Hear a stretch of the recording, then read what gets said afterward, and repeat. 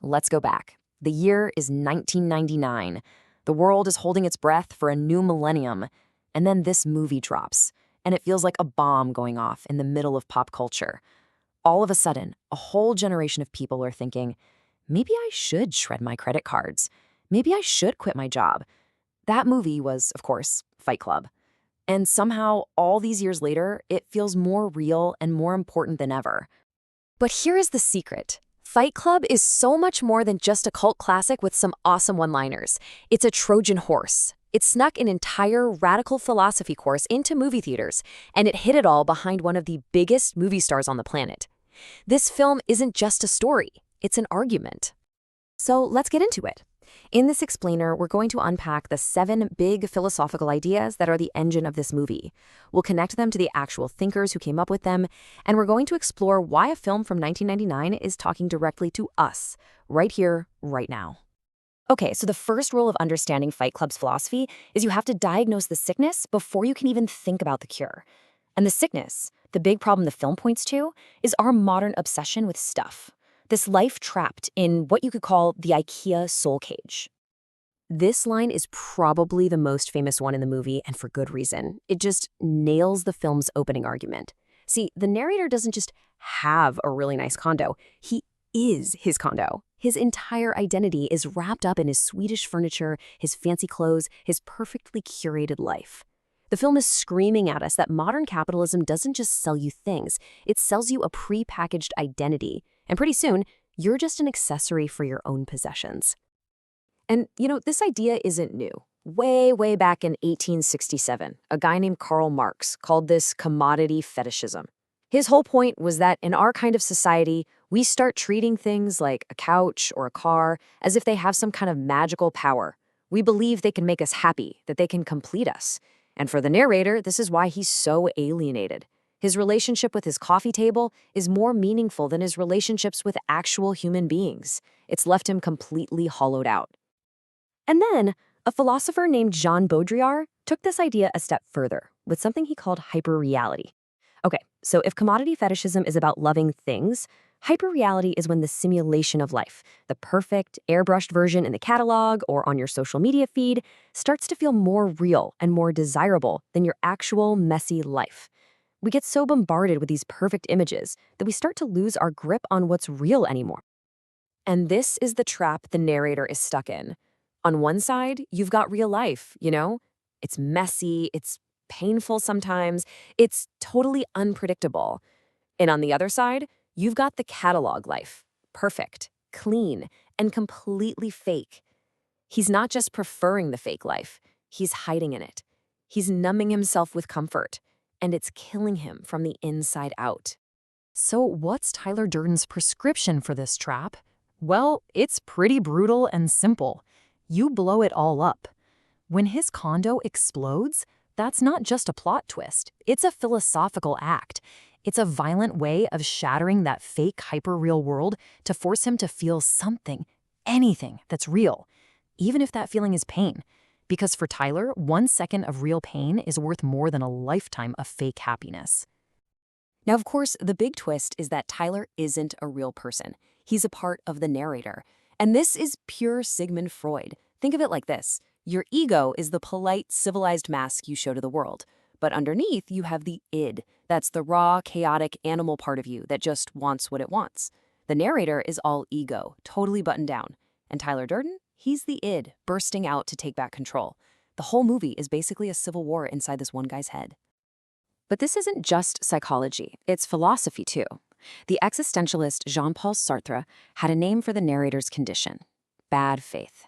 It's basically when you lie to yourself and pretend you don't have a choice. When you say, I have to go to this job or I have to buy this stuff, as if you're a puppet. The narrator is living in bad faith, playing the victim so he doesn't have to face the terrifying fact that he is completely free.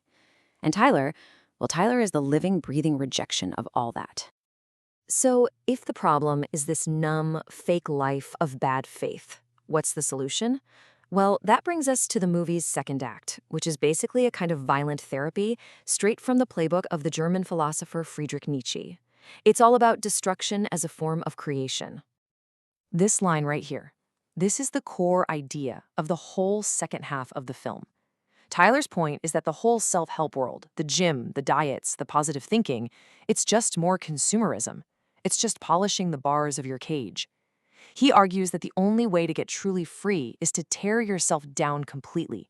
Self-destruction isn't the end goal. It's the painful, necessary first step. And this whole philosophy kicks off with nihilism. Nietzsche famously said God is dead. And what he meant was that all the old rules and sources of meaning just don't work anymore. And that leaves you with nihilism, the feeling that nothing matters. The narrator starts the film as a passive nihilist, just numb and drifting. Tyler's mission is to turn that passive apathy into an active, world-burning force. But for Nietzsche, nihilism was never the end point. It was just the desolate landscape you had to cross. His solution was what he called the Übermensch, or the overman. This is the person who looks at a meaningless world and says, fine, I'll create my own meaning. They don't follow society's rules. They forge their own values through sheer force of will and struggle. Tyler Durden sees himself as this Übermensch, and Fight Club is his twisted training ground for creating more of them. But here is the massive, dangerous trap, one that Nietzsche saw coming a mile away. The idea of the strong, independent individual can so easily curdle into its exact opposite. What starts as a journey of personal strength and self-overcoming, it slides right into cult leadership. Tyler's vision becomes a mindless herd chanting his slogans. He starts out as a champion for the individual but ends up as a fascist cult leader, the very thing Nietzsche couldn't stand. The philosopher Albert Camus actually laid out a perfect roadmap for this tragic downfall. He said every rebellion starts with a giant no, a total rejection of how things are. For Fight Club, that no is a massive middle finger to consumer culture. But, Camus argued, you can't just live in no. You have to eventually create a new yes, a new belief to live for. For these guys, that yes becomes Project Mayhem, and it turns out to be a cage far, far worse than the one they escaped. This line gets to the heart of the whole process. It's really about ego death. Before you can build that new overman, you have to completely destroy the old you, the one who cares about a job, money, what people think, even your own name. You have to hit rock bottom. And the film presents this complete annihilation of the self as the ultimate form of freedom. And what's absolutely wild is that this idea of ego death is a mirror image of ancient Eastern philosophy. In Zen Buddhism, there's a central concept called anatta, or no self. It's the idea that the ego you cling to so tightly is just an illusion, a collection of habits and thoughts. Real freedom comes when you see through it. So Fight Club, in its own messed up way, is basically a Zen riddle delivered with a punch to the jaw.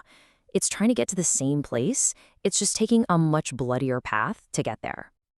And that brings us to the final, chilling act of the film's philosophy.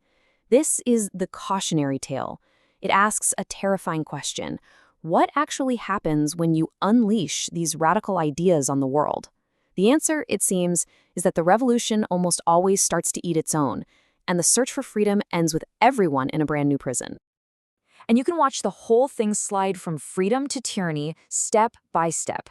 It starts with those raw, chaotic basement fights. That's pure anarchy. But then come the homework assignments, and suddenly there's control.